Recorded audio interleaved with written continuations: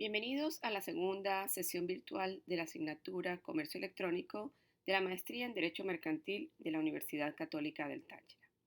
En esta oportunidad nos corresponde estudiar el tema 2 relativo al marco jurídico del comercio electrónico. Recuerden que en la clase pasada les mencionaba que la expansión de Internet y la posibilidad de realizar operaciones de comercio electrónico con consumidores hacen necesaria la regulación de esta materia. Sobre este aspecto, es muy importante mencionar las iniciativas reguladoras internacionales. En primer lugar, tenemos los trabajos de la Comisión de las Naciones Unidas para el Derecho Mercantil Internacional, conocida generalmente por las siglas UNCITRAL, que corresponden a su acrónimo en inglés. Los trabajos de este organismo son importantes porque se centran en la uniformidad de las legislaciones de los distintos estados.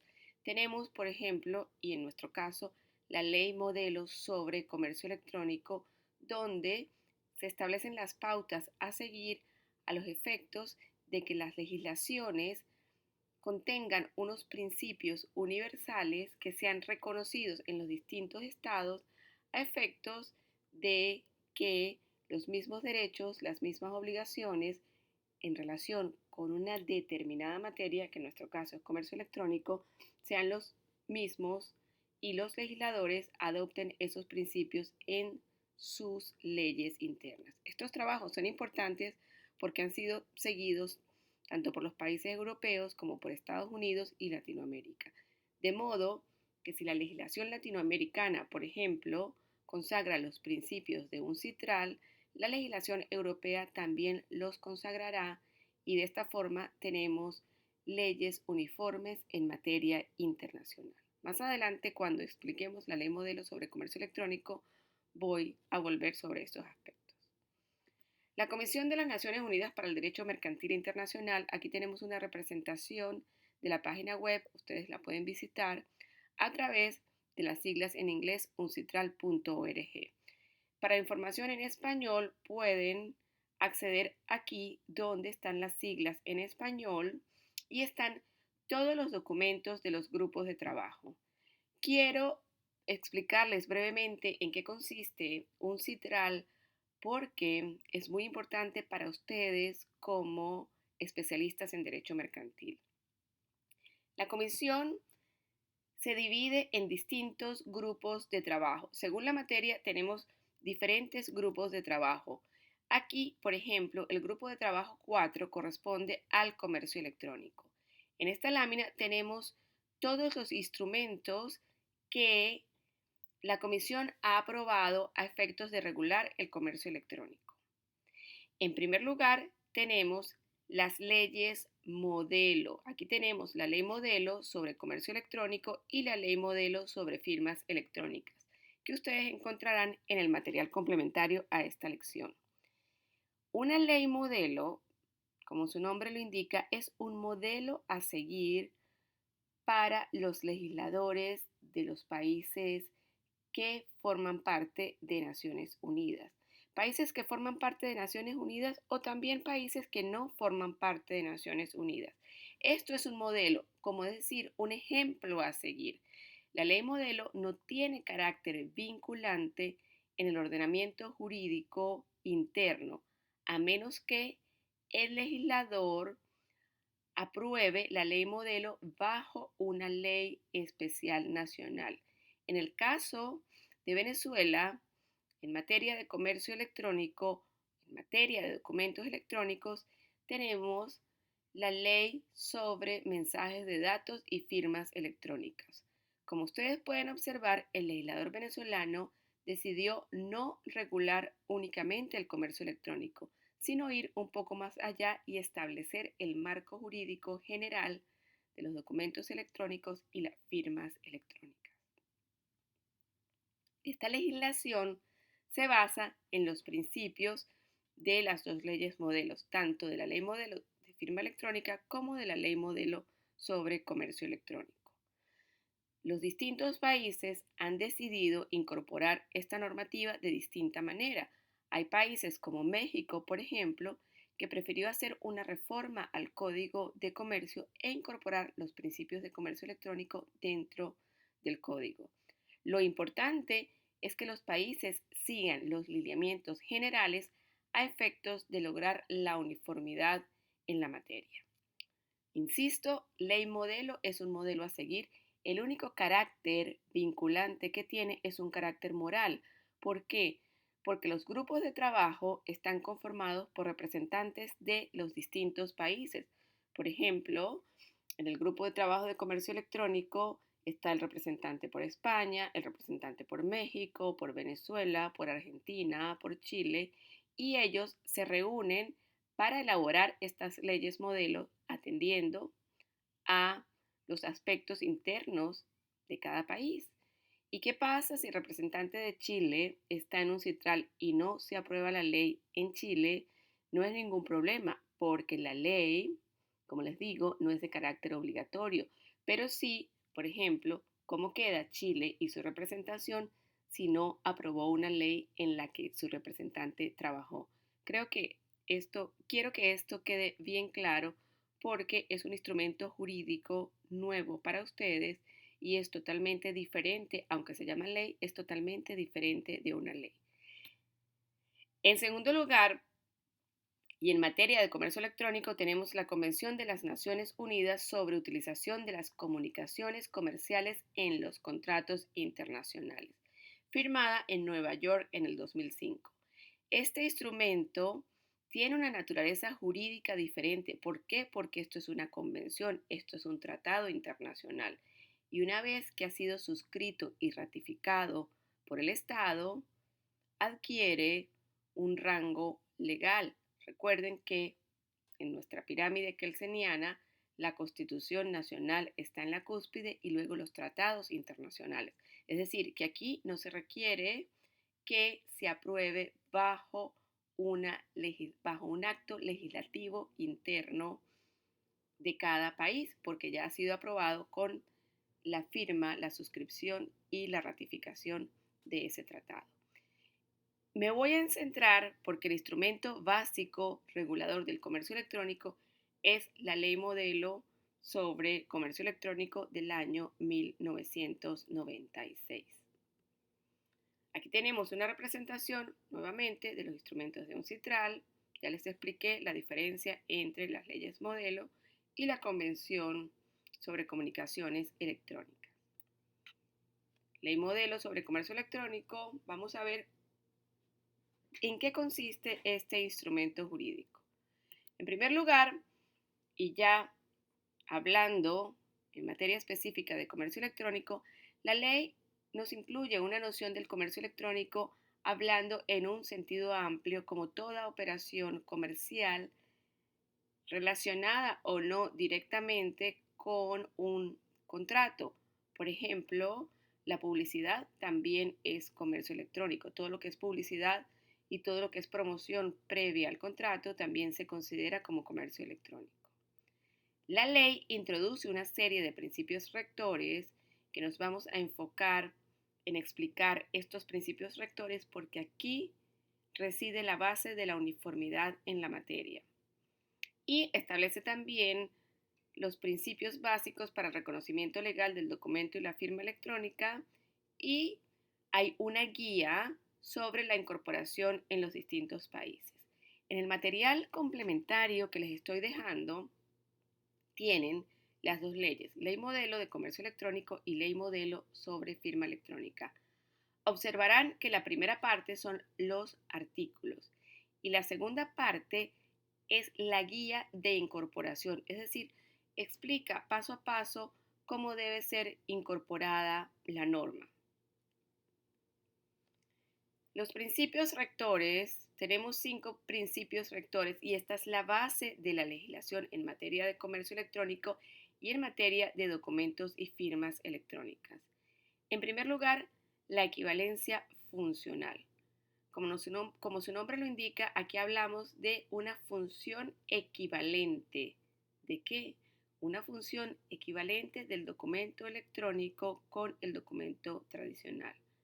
Lo que quiere decir el principio de equivalencia funcional es que los efectos jurídicos de un documento en soporte electrónico serán los mismos efectos jurídicos de un documento tradicionalmente representado en un instrumento en papel con firma autógrafa de su emisor.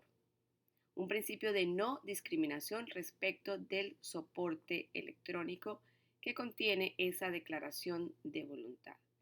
La equivalencia funcional se proclama en distintos aspectos que están relacionados con la validez del documento electrónico, la firma, el documento original y los efectos probatorios de estos documentos. En segundo lugar, tenemos la neutralidad tecnológica. Aquí la ley está regulando tecnología y la neutralidad tecnológica es un principio general que consiste en el respeto a todas las tecnologías que permitan la elaboración bien de un documento o de una firma electrónica. Me explico. La ley debe ser lo suficientemente amplia para cubrir todas las tecnologías existentes y las tecnologías que se desarrollen en el futuro. Esto, como ustedes comprenderán, es un poco complicado para establecer unos principios que puedan regular una tecnología que en la actualidad no existe. La ley pretende ser lo suficientemente amplia para no tener que modificar la ley cada vez que la tecnología cambie. Por esto, en materia de firma electrónica, y lo veremos más adelante, la ley habla de firma electrónica en general, aunque también establece categorías específicas de firmas electrónicas. La libertad contractual es un principio básico también del comercio electrónico y en este aspecto la libertad contractual implica que no se obliga a la utilización del medio electrónico. Las partes son libres de establecer en sus relaciones la forma como ellos deseen que se van a llevar a cabo estas comunicaciones, bien sea vía electrónica o a través del papel. La ley no obliga a la utilización del medio y siempre también, por ejemplo, en todo lo que la ley regula la parte de contratos electrónicos, en el caso de la legislación venezolana, indica a menos que las partes acuerden otra cosa, porque se está respetando el principio de libertad contractual. La libertad contractual se refiere a dos aspectos. El primero es el que le acabo de explicar y el segundo a la libertad de las partes de introducir las cláusulas que crean convenientes siempre que estén ajustadas a derecho para regular sus relaciones. La inalteración del derecho es otro principio importante que se refiere básicamente a los efectos jurídicos del acto en sí. Explico. El derecho no se altera porque la representación del acto sea electrónica. Esa representación de ese contrato de compra-venta es electrónica, pero las normas que rigen el contrato de compra-venta son las mismas normas del derecho tradicional. Por lo tanto, cuando ofrezcamos productos y servicios en Internet, debemos someternos a la legislación que regula el contrato de compra-venta. Y finalmente, la buena fe, que siempre es un principio del derecho mercantil internacional, un principio general del derecho que debe respetarse también en el ámbito de la contratación y el comercio electrónico. Vamos a hablar un poco de la documentación electrónica de los actos jurídicos, cómo las normas establecen los principios para atribuir efectos a esa forma de documentación electrónica. Hablamos básicamente de dos conceptos. El documento electrónico, que la ley modelo de un CITRAL se refiere al mensaje de datos como una información representada en un documento electrónico y estamos, por ejemplo, aquí incluyendo lo que es correos electrónicos, páginas web, mensajes de texto, mensajes de WhatsApp, es decir, toda una serie de documentos que puedan entrar bajo la noción de documento electrónico. Por ejemplo, los mensajes que se transmiten bajo EDI, que les hablaba la clase pasada de la red cerrada de comunicación, también entran en la noción de documento electrónico. Lo vamos a ver más adelante. Y firmas electrónicas. Ustedes habrán oído hablar de las firmas electrónicas y la firma electrónica es el equivalente funcional de la firma autógrafa. La firma electrónica es una forma de identificación electrónica. Es una forma en que el autor del mensaje imprime autenticidad u otorga autenticidad a ese mensaje a efectos que el mensaje tenga validez jurídica y, muy importante, efectos probatorios. Bien, la clase pasada hablábamos también de la seguridad. Recuerden que las garantías de seguridad se refieren a la autenticidad del mensaje, a la confidencialidad, a la integridad y al no repudio. Estos 4 elementos son importantes y lo vamos a ver seguidamente a efectos de establecer el valor probatorio de los documentos electrónicos. Que sea auténtico quiere decir que se pueda determinar que proviene de una determinada persona, y la autenticidad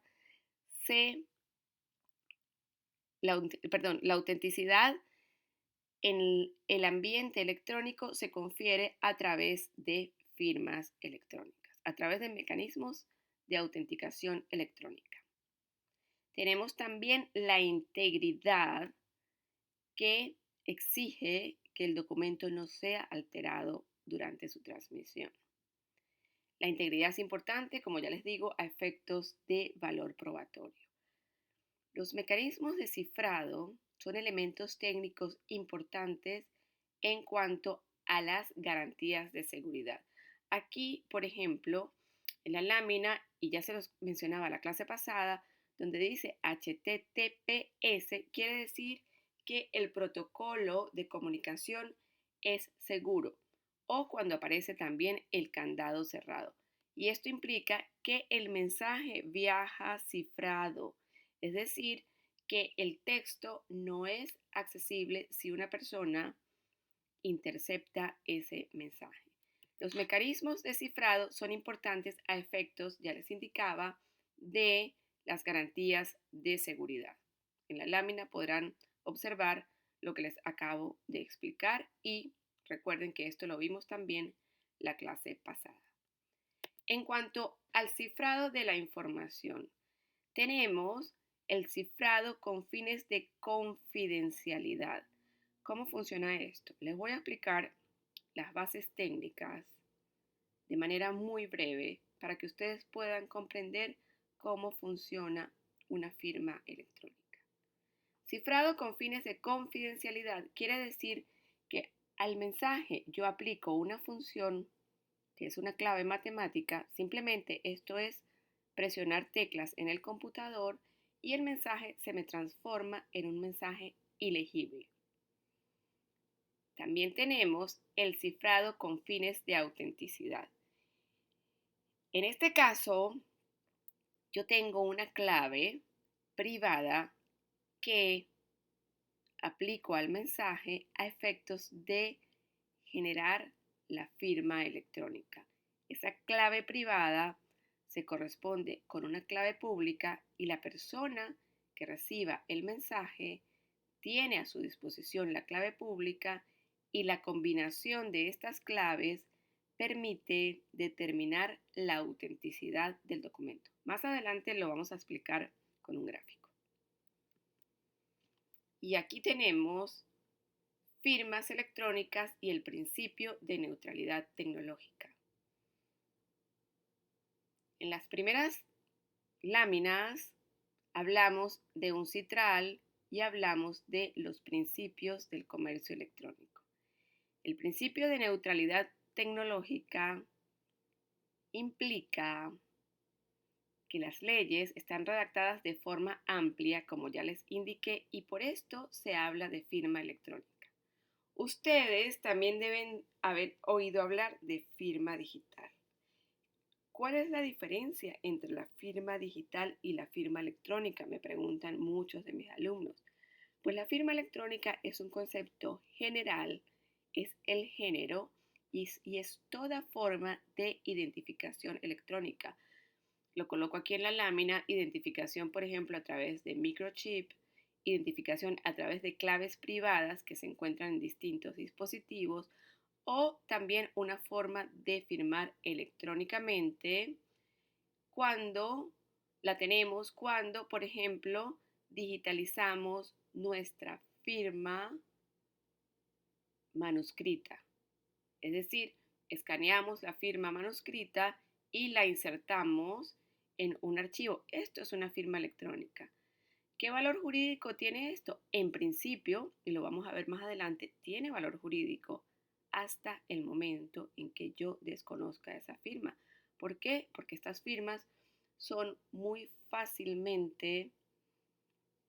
son fáciles de falsificar. Si una persona tiene acceso a mi computador y puede copiar esa imagen de mi firma, puede enviar mensajes utilizando esta firma haciéndose pasar por mí. Por esto se ha ideado también la tecnología de firma digital. Aquí tenemos firmas digitales. ¿Cómo funciona esto? Nosotros tenemos aquí, y les indico con la flecha, un documento donde están los datos originales. A ese documento, mediante una función matemática, se le aplica la clave privada del firmante. Es decir, solamente yo conozco esa clave privada y algunas veces ni siquiera la conozco porque está en un programa informático donde yo simplemente, con presionar botones en el computador, inserto esa clave en el documento. Como esa clave es privada, yo soy responsable del uso de esta clave. Es como las claves que me otorga a mí la institución financiera con una tarjeta de crédito. Y esa clave es un método de identificación electrónica. La clave de la tarjeta de crédito, cuando yo la utilizo en el cajero, podríamos decir de forma amplia que es una firma electrónica porque es un método de autenticación electrónica. También, por ejemplo, el login y password que ustedes utilizan para ingresar a la plataforma virtual es una forma de identificación electrónica porque les permite ingresar a este tipo de plataforma con una clave específica. Bien, volviendo a las firmas digitales, tenemos la clave privada que al aplicarse sobre el documento establece la firma electrónica mediante el cifrado de la información. Quiere decir que la información se transforma también en un mensaje ilegible, pero que además tiene clave privada del firmante, que además tiene firma electrónica. Como resultado de esto tenemos un documento firmado electrónicamente. Este documento firmado electrónicamente está formado por los datos originales más la clave privada. Quiere decir que un documento firmado electrónicamente siempre será diferente atendiendo al contenido del documento. Les explico un poco, les insisto un poco en esta explicación con el recuadro que acaba de aparecer en pantalla. Esto es una representación de una firma electrónica, o de una firma digital, porque ya estamos hablando de firma digital. Esta firma, que obviamente son extensiones mucho más amplias, esto es una representación a fines didácticos, se forma con los datos del documento original más la clave matemática que se aplica como clave privada. Si Si una letra, si una coma de este documento cambia, también cambiará la firma electrónica. Por esto, si el documento es alterado durante su transmisión, se puede comprobar técnicamente. Para mayor información sobre el funcionamiento de firmas digitales, porque esta es una explicación muy breve, pueden consultar mi libro sobre comercio electrónico, Internet y Derecho o la revista de Derecho y Nuevas Tecnologías que está a disposición en la biblioteca de la universidad. La idea de esta lámina es que ustedes comprendan la diferencia entre una firma electrónica, que ya les digo es un concepto amplio, y una firma digital. Y la importancia de la firma digital es que solamente este tipo de firma provee elementos suficientes de seguridad a efectos de establecer la equivalencia funcional entre una firma electrónica en sentido amplio y una firma manuscrita. Recuerden, firma electrónica es el género y firma digital es la especie. Bien, en una firma digital yo les he hablado de las claves y ustedes se preguntarán, bueno, ¿y quién proporciona las claves? ¿Quién suministra las claves? ¿Dónde están esas claves? Las claves las suministra una persona que se denomina proveedor de servicios de certificación. En Venezuela, los proveedores de servicios de certificación están regulados en la Ley de Mensajes de Datos y Firmas Electrónicas. Ellos emiten un documento electrónico que se denomina certificado electrónico y ese documento contiene el par de claves. En términos jurídicos, y por respeto al principio de neutralidad tecnológica, la clave privada se denomina datos de generación de firma y la clave pública datos de verificación de firmas. La clave pública está en un listado, un servicio prestado por el proveedor de servicios de certificación. Bien, para que ustedes tengan una idea, aquí tenemos, este es mi certificado emitido en España por la Fábrica Nacional de Moneda y Timbre. Esto es un certificado electrónico. Aquí dice, y está subrayado en azul, que este certificado le corresponde una determinada clave pública. Y aquí tenemos la clave pública. Como les digo, son extensiones suficientemente amplias. A esta clave pública le corresponde una clave privada. Simplemente cuando yo voy a firmar en el computador, utilizo el programa necesario e inserto la firma electrónica. Las firmas digitales se basan en lo que se denomina infraestructura de clave pública o PKI en inglés o PKI en español. Y tenemos elementos objetivos que son los certificados digitales y el par de claves. Y las personas que intervienen en todo este proceso tenemos los proveedores de servicios de certificación que, como ya les indiqué, son los que emiten esos certificados digitales que contienen el par de claves, la persona que firma y los terceros que confían en ese certificado. ¿Y por qué confían? Porque ese proveedor de servicios de certificación tiene que cumplir unos elementos técnicos y jurídicos a efectos de prestar sus servicios. Vamos a ver cómo funciona en Venezuela. En Venezuela, la ley define firma electrónica como información asociada al mensaje de datos que permite atribuir autoría. Recuerden en el gráfico que les expliqué, ese mensaje de datos al que se le aplica esa clave privada que está asociada al mensaje, la firma, resulta un elemento asociado al mensaje porque se forma con la clave privada más datos del mensaje.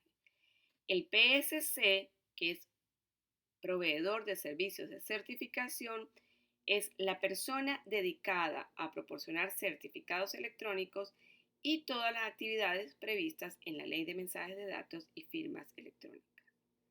Y el certificado electrónico se refiere al mensaje de datos, es decir, el certificado electrónico es un documento electrónico también proporcionado por un prestador de servicios de certificación que atribuye certeza y validez a la firma electrónica. Es un documento electrónico, es básicamente lo que les mencionaba en esta lámina. Y finalmente, los datos de generación de firma, que son las claves privadas, y los datos de verificación de firma, que son las claves públicas. Bien, el régimen jurídico de los proveedores de servicios de certificación viene desarrollado en la Ley de Mensajes de Datos y Firmas Electrónicas. Como les dije en la parte introductoria de esta clase, esta Ley de Mensajes de Datos y Firmas Electrónicas incorpora los principios de la Ley de Comercio Electrónico, de la Ley Modelo sobre Comercio Electrónico del año 1996 y de la Ley Modelo sobre Firmas Electrónicas de UNCITRAL del año 2001. Y establece además de incorporar estos principios, establece todos los requisitos para los proveedores de servicios de certificación, las obligaciones y la creación de la Superintendencia de Servicios de Certificación Electrónica.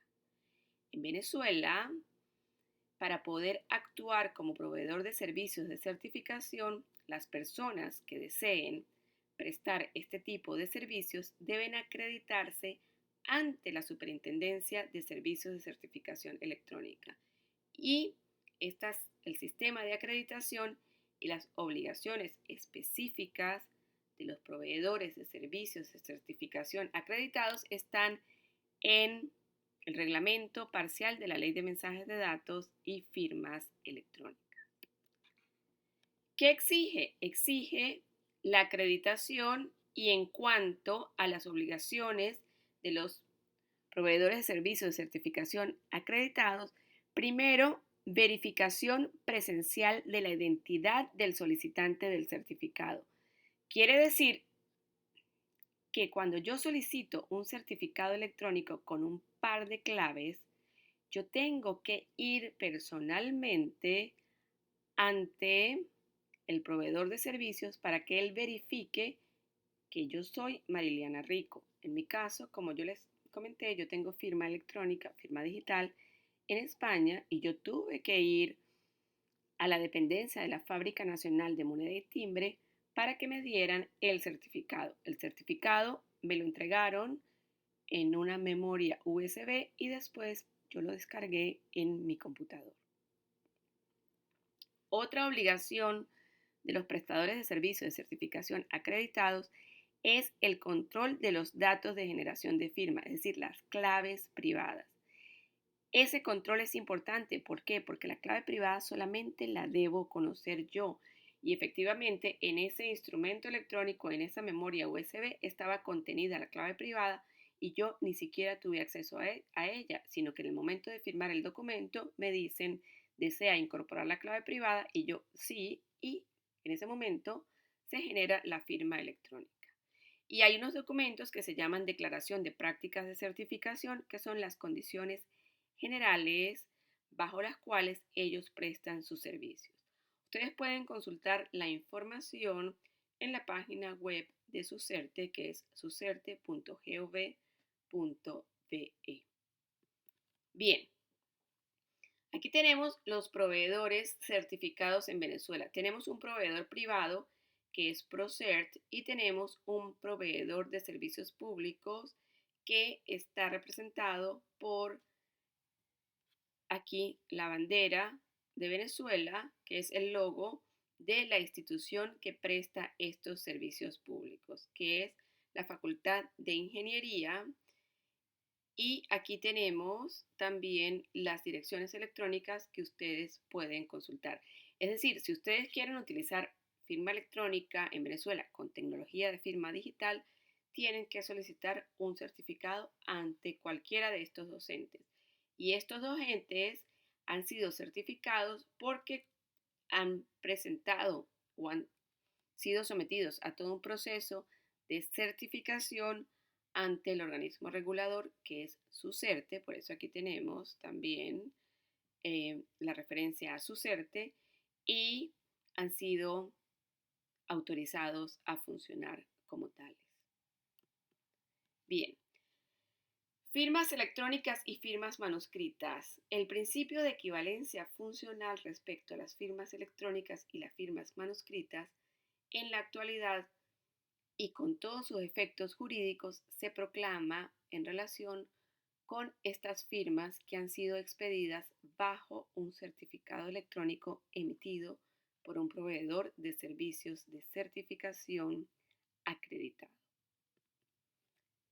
El principio de equivalencia funcional en la normativa de UNCITRAL, recuerden que UNCITRAL es la Comisión de las Naciones Unidas para la Unificación del Derecho Mercantil Internacional, está incluido en el artículo 7 de la Ley Modelo sobre Comercio Electrónico y también hacemos referencia al artículo 6 y habla de firmas fiables. Y una firma fiable, por ejemplo, es la firma digital. Las leyes, ni la ley venezolana, ni la ley modelo de UNCITRAL hablan de firma digital en respeto al principio de neutralidad tecnológica. Sin embargo, hay otras leyes como la ley argentina y la ley dominicana que, aunque siguen los principios de UNCITRAL, se refieren a firma digital. Bien, espero que hayan comprendido los principios básicos sobre los cuales se genera una firma digital. Una firma digital que me va a permitir otorgar autenticidad a ese documento electrónico. Y los documentos electrónicos, hablamos de documentos electrónicos cuando hay una representación digital de un determinado documento. Y hablamos de dígitos porque los documentos que se redactan a través del computador y que incorporan tecnología son documentos elaborados sobre la base de dígitos. El mensaje de datos. La legislación se refiere a ese documento electrónico identificándolo como un mensaje de datos. ¿Y qué es un mensaje de datos? Se define como la información en formato electrónico almacenada o intercambiada por cualquier medio. Aquí podemos observar respeto al principio de neutralidad tecnológica. Información intercambiada por cualquier medio. ¿Por qué?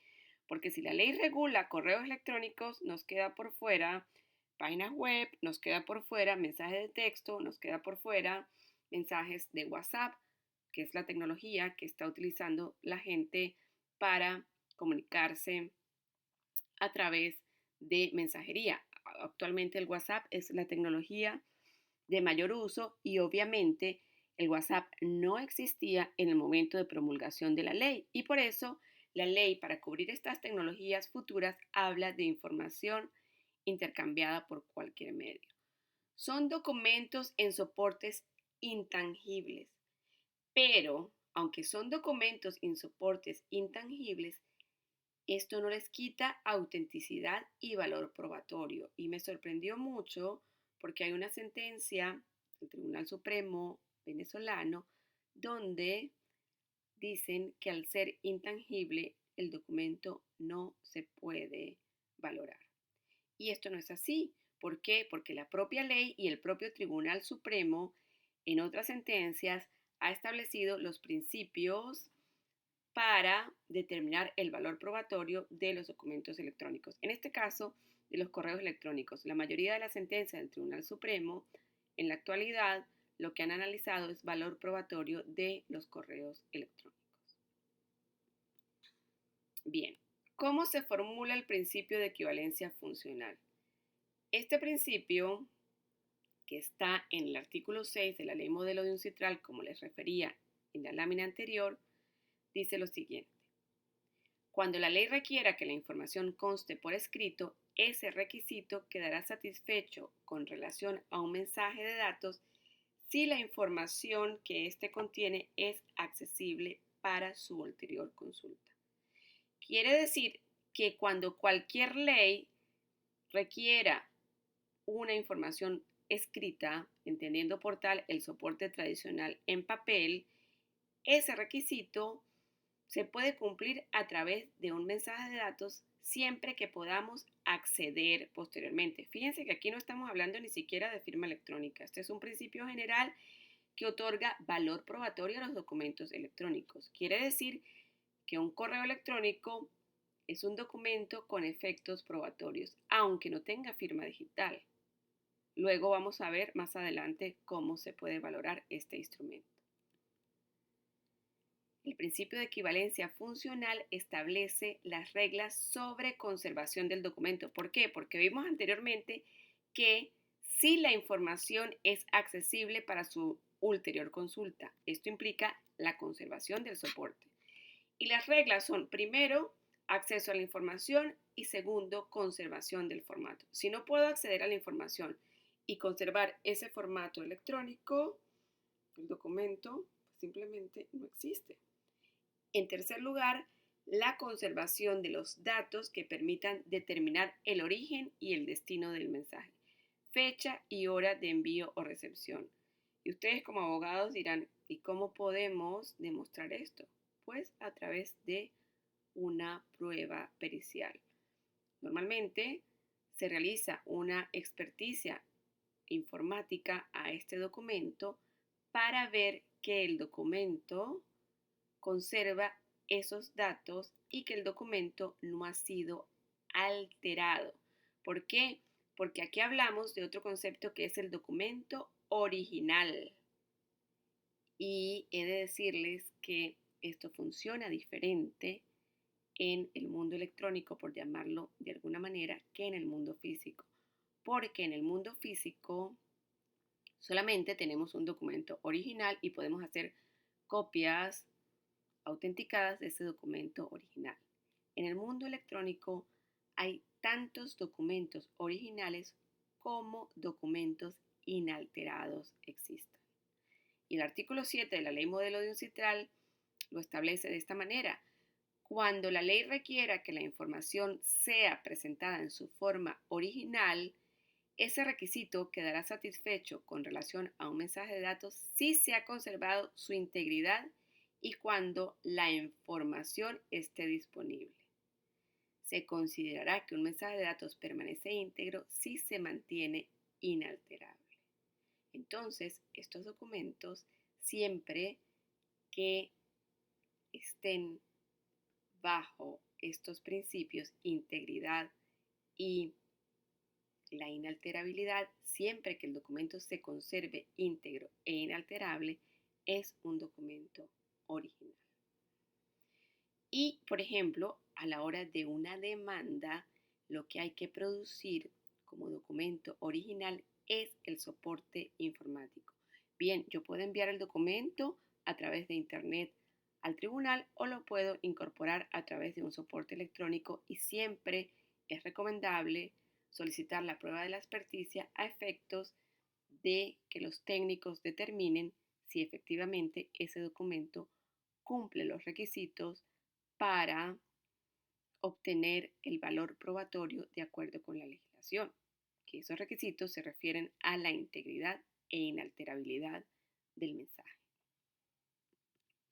Bien. ¿Cuáles serían entonces las condiciones de validez? El documento original es el documento que está en el soporte electrónico y esto es muy importante porque la legislación venezolana es clara en este aspecto y respecto de los mensajes de datos impresos indica que estos tendrán el valor de una simple copia. La integridad, que como ya vimos, supone la inalterabilidad del documento y la disponibilidad, que está relacionada con la accesibilidad. Estas son las condiciones de validez del documento electrónico. ¿Qué valor probatorio tienen?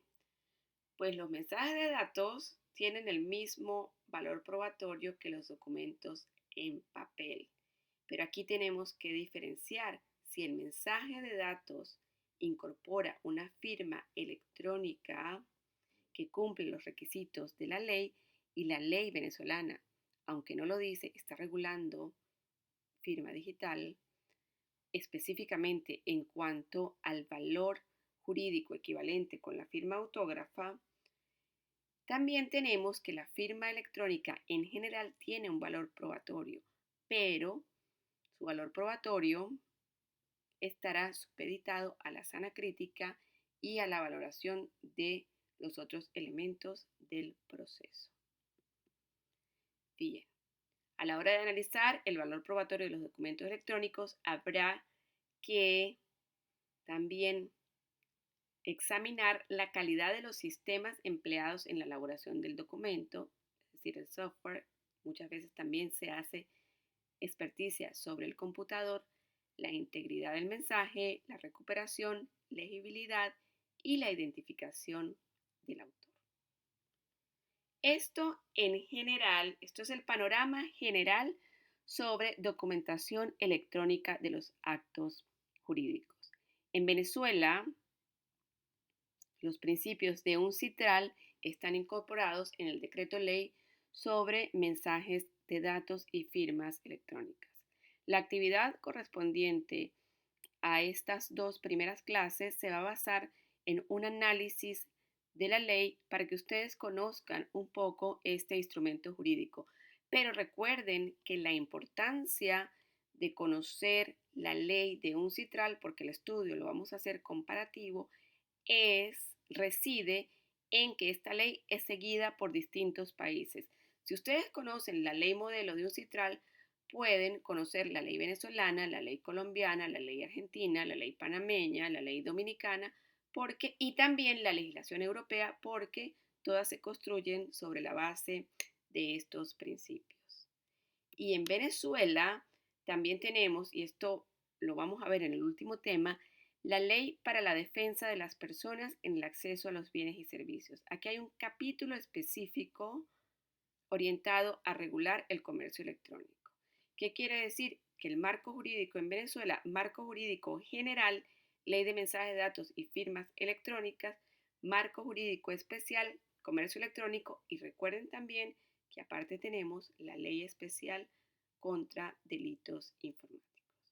Bien, con esto terminamos nuestra segunda sesión. Recuerden que para cualquier duda o inquietud estoy disponible a través de las herramientas que ofrece el aula virtual. Muchas gracias.